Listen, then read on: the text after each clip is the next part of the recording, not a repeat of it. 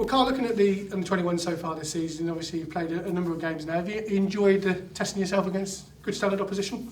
Yeah, definitely. Especially this year, compared to other years with the 23s games, there's maybe not been as many games as would have liked to have done, but no, this year it's going to be really good. It will be a game every week, and the opposition we've played against so far have been good. So yeah, it's been a good challenge, and yeah, I'm looking forward to getting on with it again. Yeah, obviously the most recent game was against Watford, a 4-0 win at the stadium. Did it help as well playing at the stadium? Because sometimes when you're playing sort of 23s football, if you're playing at the training ground, mentally it's an obstacle to overcome because obviously you're not playing in a setting like you're normally used to. Does that help when you play at the stadium? Yeah, definitely. It gives you, like you said, it gives you that atmosphere of being in a ground and stuff. But I think just every game you should come to it as the same as any game sort of thing.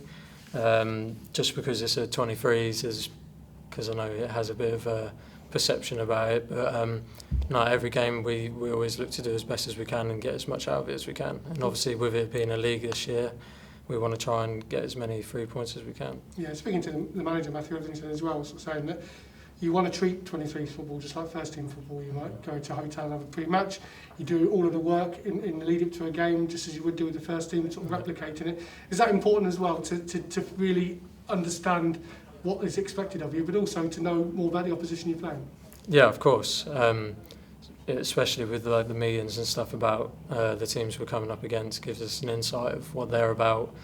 And with the travelling and stuff, I think it makes a big difference when you travel as a team the day before and stay together. It's a bit of bonding because obviously we're a new group and stuff, so it helps with the bonding as well. Yeah, I guess as well when you play without a league, if you're just playing the odd friendly reserve game or 23 game, however you want to badge it, you're playing with different people all the time. When you've got an established 23 group, when you probably know the core players that you're going to be playing with, it helps create an understanding, doesn't it? You often say when you come up against a group that's been together a long time, you can see the patterns of play and how they get used to each other. Is that what you're trying to create in that kind of environment? Yeah, definitely. I think in training as well, I think we're all still getting used to each other, how we play and stuff.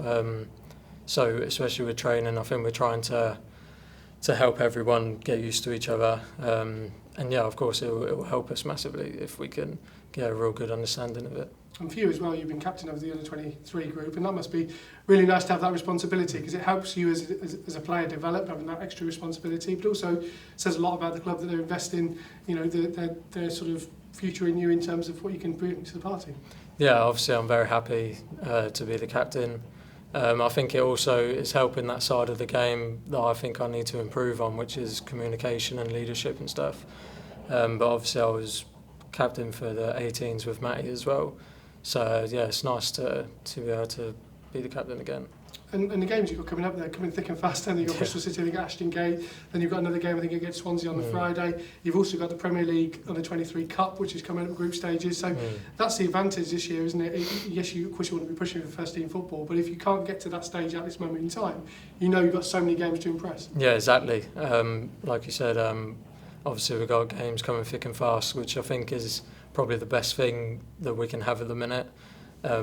Like I said earlier, with like the last couple of years, maybe there hasn't been as much regular football, but no, this year it's definitely going to be a lot better. And that Premier League Cup, I think you've got Everton in your group as well, Sheffield United in your group, teams that you wouldn't necessarily normally face, and I guess that's exciting as well, isn't it? Because it doesn't really matter, you know, the individuals, you play in the club as well, and an Everton Premier League club could be a good test for you. Yeah, definitely. Like you said, it's not teams that we get to play often.